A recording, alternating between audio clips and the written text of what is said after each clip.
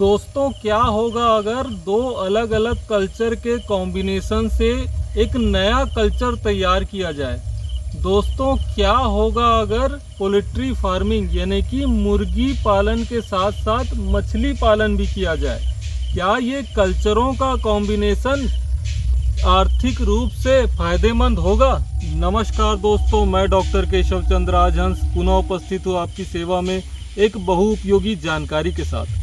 दोस्तों, आज मैं खड़ा हूँ छत्तीसगढ़ के कोरिया जिले के एक छोटे से गांव नगर में, और आज मैं आया हूँ नगर गांव के एक प्रगतिशील कृषक के यहाँ, जिसके द्वारा 1 लाख की कैपेसिटी वाला पोल्ट्री फार्म हाउस विकसित किया गया है और साथ ही साथ 8 एकड़ तालाब में मछली पालन का कार्य किया जा रहा है।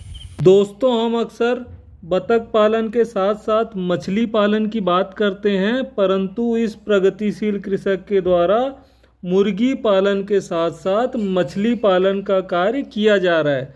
जब इस तरह से मछली पालन के साथ मुर्गी पालन का कार्य किया जाए तो इस सिस्टम को इंटीग्रेटेड एक्वाकल्चर या फिर इंटीग्रेटेड फिश फार्मिंग कहा जाता है। चलिए दोस्तों, पहले इंटीग्रेटेड फिश फार्मिंग की तकनीक को समझते हैं। दोस्तों, सबसे पहले आप देखिए कि ये जो पोल्ट्री फार्म है, इसे चारों तरफ से ये सोलर फेंसिंग के द्वारा घेरा गया है। इसे हम आम बोलचाल में झटका तार बोलते हैं।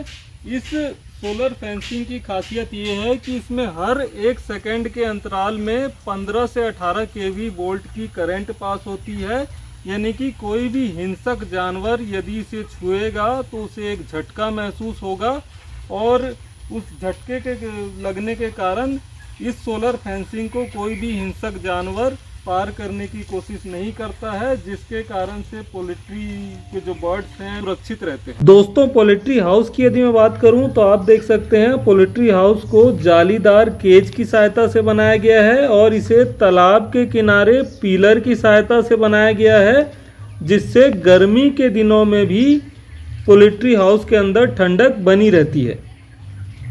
और ठंडी के दिनों में इस पोल्ट्री हाउस में गर्मी के लिए ब्रूडर हीटर लगाया गया है, जो आप देख सकते हैं।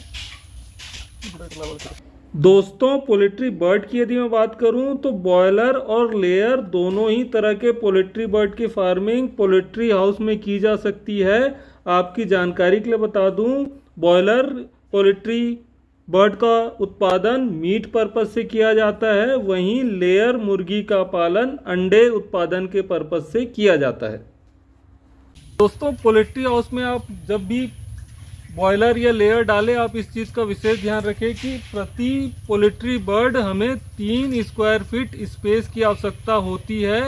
आप कभी भी पोल्ट्री हाउस में पोल्ट्री बर्ड्स की ओवर क्राउडिंग ना करें। आप देख सकते हैं कि गर्मी में ठंडक प्रदान करने के लिए यहाँ चारों ओर पोल्ट्री हाउस को ग्रीन शेड नेट से ढका गया है, और चिड़ियों को पीने के लिए पानी का भी प्रबंध पोल्ट्री फार्म के अंदर किया गया है। दोस्तों, कृषक के द्वारा 2 अलग अलग पोल्ट्री हाउस करीब 100 मीटर की दूरी में विकसित की गई है। पहले एक पोल्ट्री हाउस में बर्ड्स की फार्मिंग की जाती है। जब फार्मिंग साइकिल पूरी हो जाए तो उस पोल्ट्री हाउस की साफ सफाई कर ली जाती है, और बगल वाले पोल्ट्री फार्म में पोल्ट्री बर्ड्स की फार्मिंग की जाती है। दोस्तों, इस पोल्ट्री हाउस की खासियत ये है कि इसके अंदर जो बर्ड हैं, जब वो बीट करेंगे उनका बीट सीधा तालाब में जाके गिरेगा, जिससे तालाब के मिट्टी की फर्टिलिटी और तालाब के वाटर की फर्टिलिटी बढ़ जाएगी, जिससे तालाब में एल्गल ब्लूम होगा और फाइटोप्लैंक्टन, जो कि मछलियों का मुख्य भोजन है, उनकी संख्या में वृद्धि होगी। जब भी आप पोल्ट्री के साथ साथ फिश कल्चर करें, आप इस बात का विशेष रूप से ध्यान रखें कि तालाब की जो गहराई है वो कम से कम 2 मीटर होनी चाहिए। और तालाब में मैं यदि मछलियों की स्पीसीज की बात करूं तो आप मुर्गी पालन के साथ साथ रोहू, कतला, मृगल, तेलपिया जैसी मछलियों का पालन कर सकते हैं। इंटीग्रेटेड फिश कम पोल्ट्री फार्मिंग के अंतर्गत तालाब के 1 हेक्टेयर क्षेत्रफल में करीब 5000 मछलियों की फिंगरलिंग्स डालने की आवश्यकता होती है। दोस्तों प्रति हेक्टेयर मछली के तालाब में हमें प्रतिदिन 50 किलो यानी कि 50 केजी पोल्ट्री मैन्योर की आवश्यकता होती है। यदि तालाब में 50 किलो प्रति हेक्टेयर की दर से अधिक पोल्ट्री मैन्योर निकले तो आप उसे कंट्रोल्ड वे में तालाब के अंदर डालें, अन्यथा जो तालाब के अंदर एल्गी की पॉपुलेशन है वो बहुत ज़्यादा बढ़ जाएगी, जो मछलियों के लिए हानिकारक होगी।